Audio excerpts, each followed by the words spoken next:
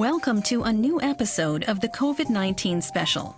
The coronavirus has claimed the lives of around 5 million people worldwide, and the pandemic isn't over yet. In some places, new lockdowns are being considered because the number of infections is rising again. At the same time, people's mobility in richer countries is increasing, as many there have been vaccinated. What's happening with the global village? That's our topic today. We look to Italy, how the pandemic hit the tourism industry in Sardinia. And we look at the economic and social consequences of the coronavirus crisis in Germany, as well as in Asia and South America. But up next, Thailand. Before the coronavirus crisis, 40 million traveled to the tourism hotspot each year. For many Europeans, it was a dream destination. With the start of the pandemic, the Thai government closed off the country, and tourism ground to a halt. But now, holidaymakers are allowed to travel to some areas once again. Empty beaches as far as the eye can see on Phuket, Thailand's most important tourist island, where tourists flocked in droves before the pandemic. Hajo and Keller could never have imagined this holiday paradise could be so empty and for so long at that. But Thailand was locked down very quickly right at the beginning of the pandemic, largely cut off from the outside world. We used up our last reserves to air the rooms, to keep the staff employed, to make some improvements to the resort, because we were hoping that in winter there would be a bit of business again. Then that didn't happen. And then we really had to slam on the emergency brakes.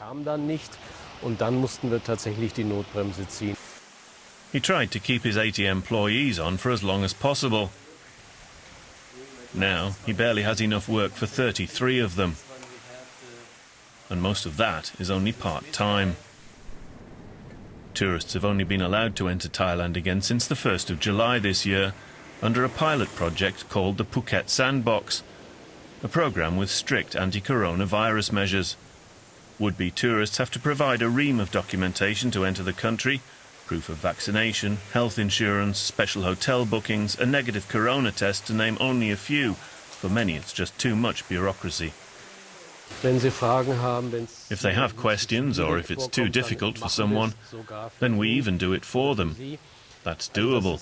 But to be honest, it's still too complex. Especially because most people don't know what they actually have to do when they book. They only find out about that afterwards. The movements of those who make it to Phuket are tracked by phone app for at least a week. Their body temperature checked daily. On top of that, further corona PCR tests are required, paid for up front before even leaving home. For a family, the extra costs can quickly add up to €1,000. It's not the right time yet for mass tourism.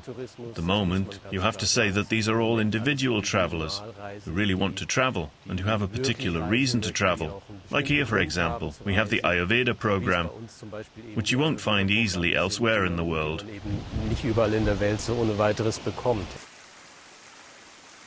But the many small hotels, shops and restaurants that tourist hotspots like Kata Beach are known for may have a long dry spell ahead of them. When the pandemic hit, a lot of them just shut their doors.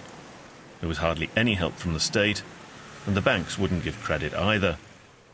Running a restaurant or a hotel costs money, even when they don't have any guests, even if they only have a few rooms.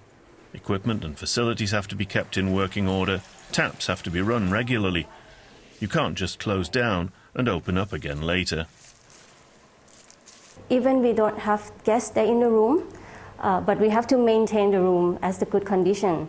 So every day we come in and then we clean, we open the window, we turn on aircon, we open off the water tap. Hajo von Keller expects his hotel to have enough guests again in a few weeks. Then, bit by bit, he can hire staff again. But the recovery will take a long time. I believe that generally things won't be like they were before on the island. It'll take some time to develop in the direction of mass tourism again. of the kind we used to have here. Maybe things will be back to normal in winter 2022, early 2023. However, for a country so dependent on tourism like Thailand, every tiny step towards normality offers a glimmer of hope, in particular because the vaccination rate is slowly but steadily rising, and not only in the now several sandbox destinations.